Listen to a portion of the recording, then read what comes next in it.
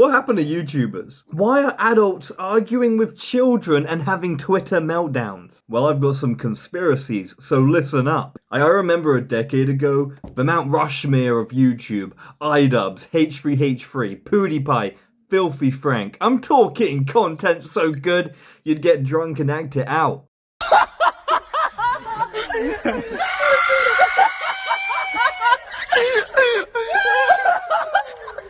Classic. But what made YouTube beautiful is that it was focused on individuals making unique, funny content. I mean, you had what? Vape Nation, 100 Accurate Life Hacks, Content Cop. But then as time went on, it just became ununique, forgettable, and just manufactured. The horrific downfall of X. 100 Days of Doing X. Reacting to TikToks. And fake laughing. Isn't that right, KSI? And you might think why? And it's because that content is easy to create. You just follow the template and get views. While the alternative was creative, it involved a lot of effort. It was difficult. And although, yeah, unique content is still out there, it's overshadowed in the land of templates. Also, this wasn't family friendly. Please remember that. We're going to be doing some callbacks. Now, tinfoil hats on, people. I believe once YouTubers shifted towards this manufactured content, I think they just lost passion in creating content. And then it just became about money. Because what else are you doing this manufactured content for? Which then led to greed. It's similar to gaming in a way, where the focus was making this great game. And now it's about copy, paste, and then incorporate as much monetization as possible. And it's just becoming dystopian. Like with how aggressive all these advertisements are. Like one video can contain ads, Patreon, sponsors, product placement, merch, and then links for like a given product. And the immersion of just being a viewer who's watching entertaining content is broken with just how much you're reminded you're a product. And these videos aren't better because of it. Hell no, they're worse. And the moment one person isn't trying to extract cash out of you, he's a public hero. That's all it took. And while these YouTubers might say, I am grateful for the fans who supported me to get here. Where I'm living the dream. It's changed my life. I get paid more than a doctor. Why not do a video with the people who've made me get 10 million subscribers? Without you guys, I wouldn't have 10 million subscribers. A week later, that forehead of theirs is just filled with all the ways that they can just extract the money from you. And that's mostly true for the kids. The reason for all the concern about it from parents, as well as the desire to do it from marketers, is the same. It's unclear to a child that advertising is intended to make you buy something. Younger viewers are unlikely to understand the difference between advertising and entertainment, and fantasy and reality. Children under the age of 8 are mentally incapable of viewing and interpreting advertisements with a critical eye. Children are more trusting than adults and more likely to do what they're told. And that's exactly why broadcasters and marketers want to advertise to children. It's big business. Like, I'm fine with people trying to accumulate wealth. Just do it in a way that benefits you and others. But continuously pushing energy drinks, chocolate, and processed food onto kids. Something about that, it seems as though that's been criticized by everyone. Doctors, philosophers, and psychologists. Like, I'm starting to feel like Jamie Oliver right now. Do I have to cry? Am I gonna cry now? I mean, right here is Logan Paul and KSI's and MrBeast, their ideal fan.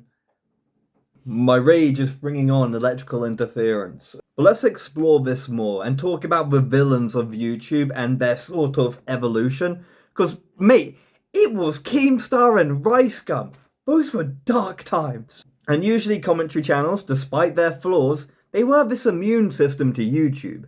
You have the victims of Moist Critical. But the virus evolved, and it found a loophole. Now, if I said a children's TV show showed a dead body to kids, used sexual content for clicks and views towards children, while advertising at a rate that is over twice the legal limit to kids, you'd expect that show to be cancelled and facing lawsuits, and because that's not family friendly, that's not right for the kids. Well, guess what? YouTube did nothing. But when these brothers came over to YouTube, so did a bunch of kids. Now imagine a democracy where the kids vote for a leader This is what you get. And I mention this because when commentary channels did their videos, it didn't work. And why?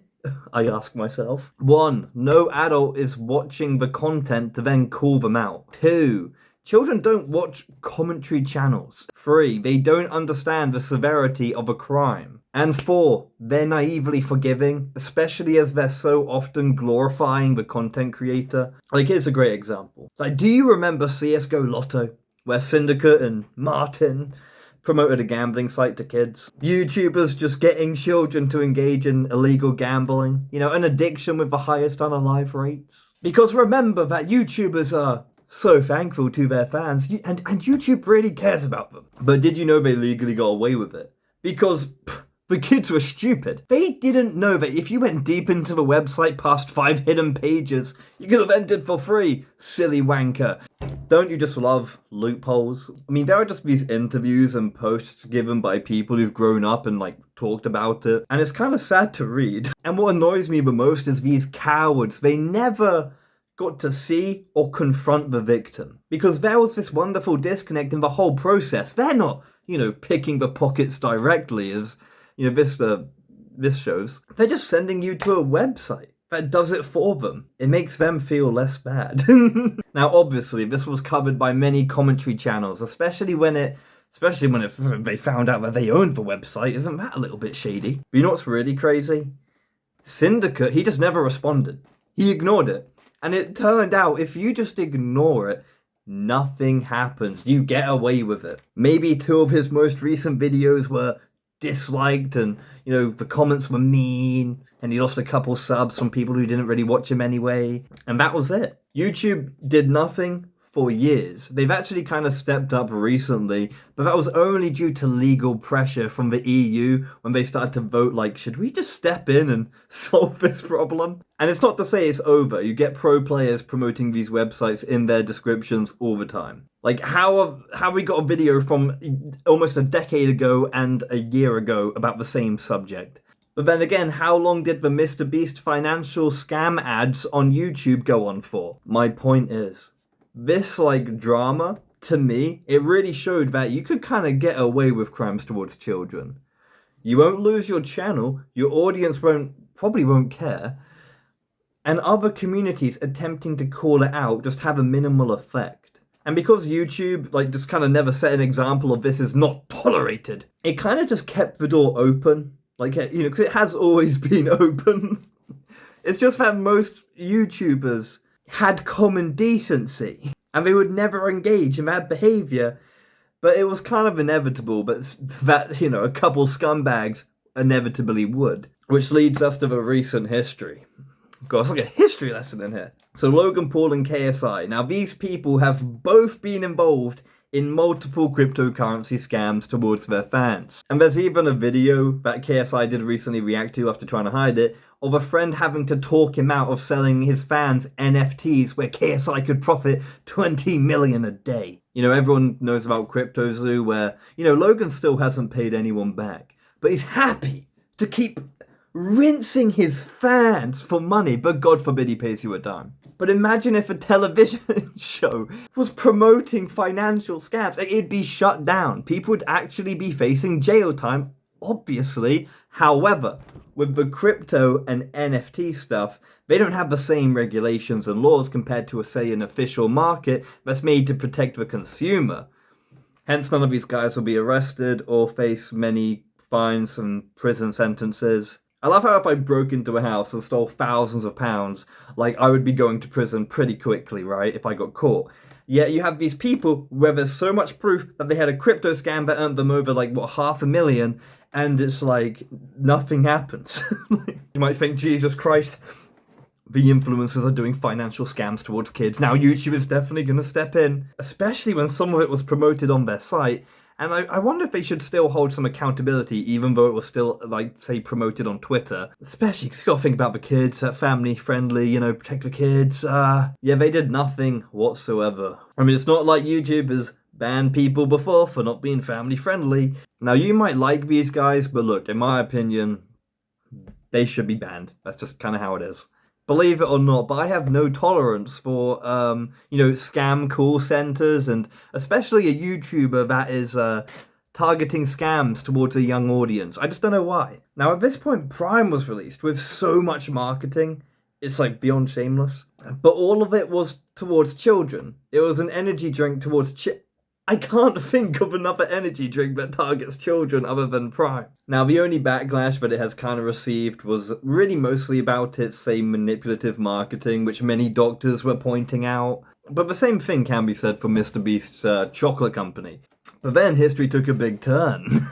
A big one. And Mr. Beast, he started to get exposed with some serious allegations, employing people who are dangerous towards minors, for one. But let's quickly go into the ones that kind of striked me a bit more. Because these things are kind of illegal. Like, you'd think the previous one is, but I don't think it even is. But these ones are. Illegal lotteries, faking charity work, competitions hospitalizing people, potentially rigged competitions, quite literally breaking the Geneva Code and torturing a contestant. These are legal things that can and have ended shows, and shows have been cancelled and ended for less. So when all three people kind of just came together to promote their new product, there was a little bit of backlash, which really kicked off after like one tweet by Dan TDM.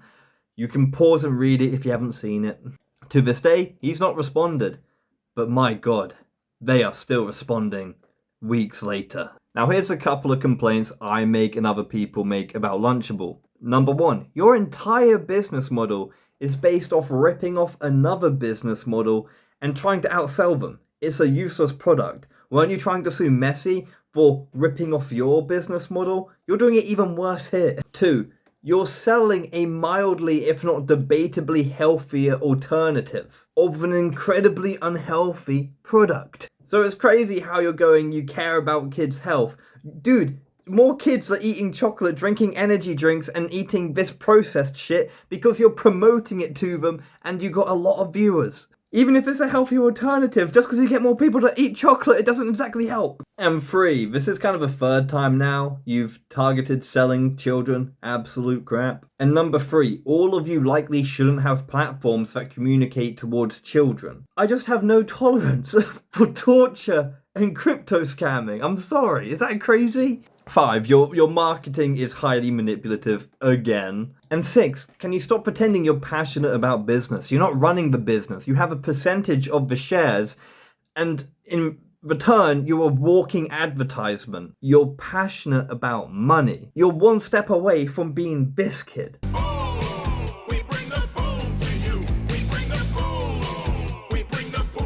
Why is it good? Is it because we want death? Or a double chunk chocolate cookie? I'm gonna have to give the chicken bake the boom and the double chunk chocolate a doom. You heard it from the Rizzler. I've never had one of these before. Now let me just ask. Can I just ask you a question? What happens next in society? That's delicioso right there. That's Rizz approved. Here, try turkey stacking. I'm not gonna tell you how to stack it. I know how to stack. Oh, where did you stack them? That's Rizz approved. Damn, bro. Back in the day when YouTubers were making quite a lot of money for the work they were doing, they would donate so much to charity and all this other stuff. It's crazy how in this day and age, every YouTuber's end goal is apparently to become a business empire and create it using their fan base by selling them unhealthy crap. I just never saw it coming. Am I the only one here? I mean, even Tommy Innit, a kid, roasted the whole thing by promoting Vapely, as a joke. So Logan Paul had to attack Tommy Innit. You used to like me. You were a fan. Loser. Pussy. You got him, Logan. Also, anyone who's going to criticize this product or anything that these three people are doing, you're likely racist. When a knicker like KSI does nothing in life and still gets paid for it in something other than welfare. Or you just have some sort of, inadequate life. You know why? It's because people just hate us.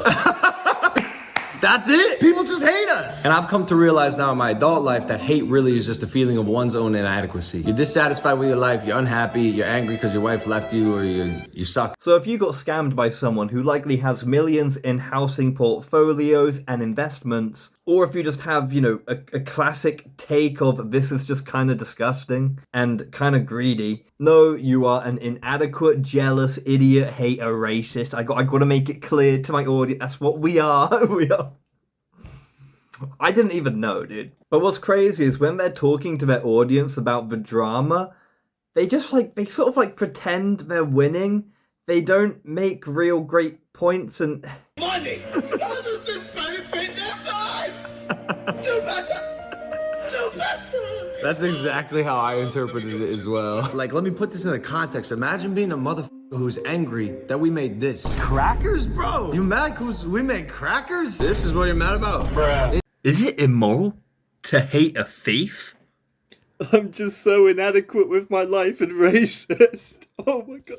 But let's roast KSI here. For someone whose song is about his career and how he's now a king, one, it's a bit ironic that the song sucked, it's kind of embarrassing, but here's a question. How can a slave to money be a king? Despite all you've earned, you are continuously doing things you don't even want to do for money. Am I right in saying that KSI, you can't be passionate about advertising energy drinks to kids, right? But you're doing it for money, so you...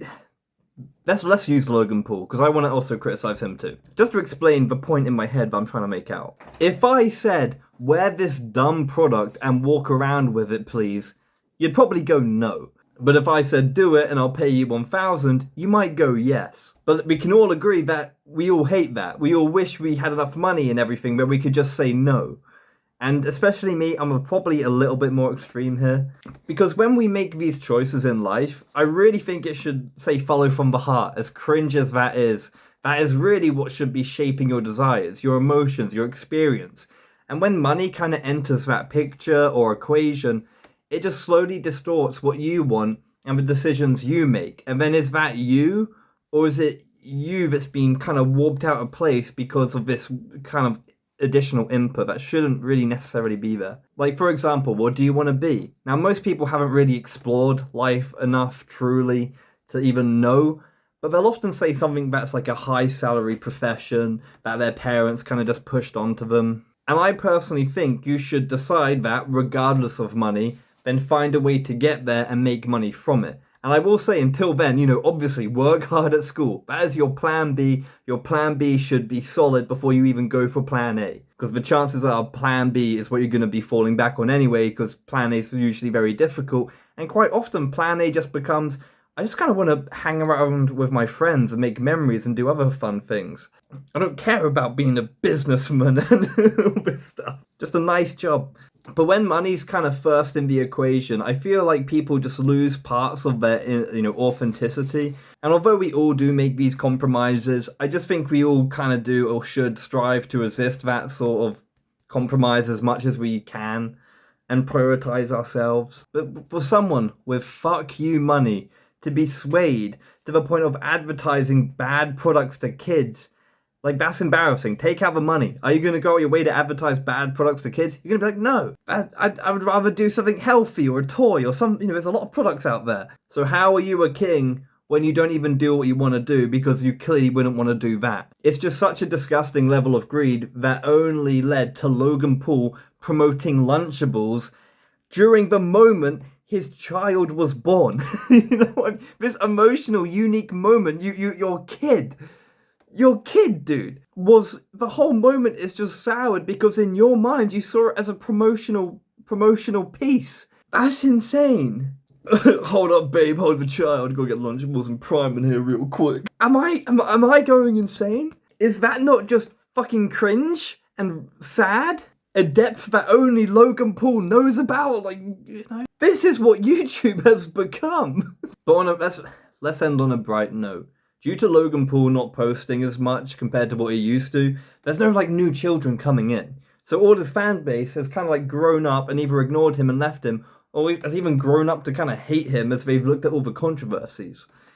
Or they've remembered it, like, yeah, I remember being a kid and seeing a dead body. And even KSI's audience is slowly somewhat turning on him because, you know, the crypto scams, they don't really look that good. And look, let me be real with you, no good person is hanging out with Logan Paul. I imagine people did at the beginning trying to convince him to be a better person, but when they realised, oh, that's a pointless ordeal, they kind of left. So yeah, there's just some good news, I guess. Anyway, like and subscribe, or don't, you know, we'll let kids promote the next psychopath, it's up to you.